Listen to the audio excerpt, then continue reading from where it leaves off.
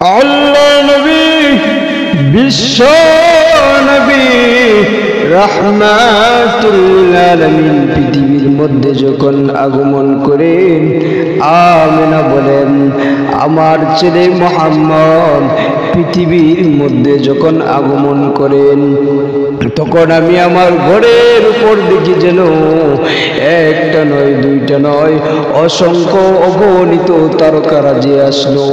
আমি যদি চাইতাম, ইচ্ছা করলে আমি তারকারাজিগুলো ধরতে পারতাম। শুধু তাই নয়, আল্লাহ নবীজির চাচা আব্বাস রাদিয়াল্লাহু তাআলা বলেন, মুহাম্মদ যখন পৃথিবীর মধ্যে আগমন করে, যখন পৃথিবীর মধ্যে আসে, আমি দেখলাম চাঁদটাকে তার কপালের উপর এভাবে দাঁড়িয়ে আছে। মুহাম্মদ যখন ডান দিকে গাড় নাড়ায়, ওই চাঁদটাও ডান দিকে এভাবে নাড়ায়। আর মুহাম্মদ যখন বাম দিকে তার গাড়টা নাড়ায়, ওই চাঁদটাও বাম দিকে নাড়ায়। মুহাম্মদ যখন উপরের দিকে গাড় উঠায়, ঠিক তেমনি ভাবে চাঁদটাও উপরের দিকে উঠায়। শুধু তাই নয়, আমি আব্বাস রাদিয়াল্লাহু তাআলা বলেন, আমি চিন্তিত হয়ে গেলাম, কি করা যায় কি করা যায়। কারণ আমি তো মুসলমান না। মুসলমান হওয়ার পর তিনি নবীকে জিজ্ঞাসা করলেন, এ ভাতিজা, পৃথিবীর মধ্যে তুমি যখন আগমন করেছিলা, তখন দেখলাম আমি তারাও তুমি চাঁদের দিকে তাকাইয়া তাকাইয়া হাসতেছো। আর ডান দিকে তুমি যখন ফিরতা, গাড়টা নাড়াইতা, ওই চাঁদটাও ডান দিকে আসতো।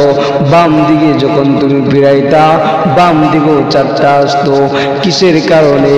বলে নবী বলেন, আল্লাহর কসম, আপনি ঠিক বলেছেন, সব কিছু বাস্তব, সব কিছু বাস্তব।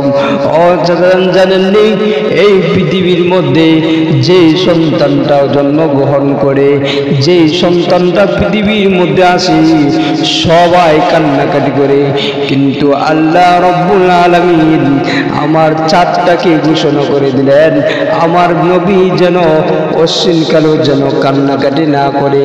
আমি নবীকে সান্ত্বনা দেওয়ার জন্য, আমি বিশ্ব নবী রাহমাতুল আলামিনকে আনন্দ দেওয়ার জন্য আল্লাহ রব্বুল আলামিন ওই চাঁদটাকে বানাইলেন। শুধু তাই নয়, আল্লাহ রব্বুল আলামিন আল্লাহর বিশ্ব নবী আগমনের বিষয়ে অনেক অনেক আশ্চর্যজনক ঘটনা আছে।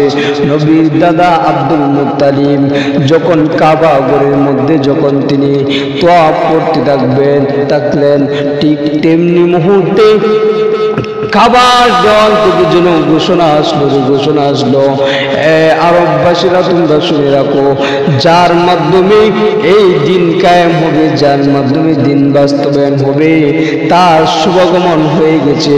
সুতরাং কাবা ঘরের সমস্ত মূর্তি ভেঙে চুরমার হয়ে যাবে। ঠিক তখনই যখন নবীজির দাদা আব্দুল মুত্তালিব যখন কাবা ঘরের দরজা খুললেন, দরজা খুলে দেখে যত মূর্তি ছিল সমস্ত মূর্তিগুলা চূর্ণ বিচূর্ণ হয়ে গেছে।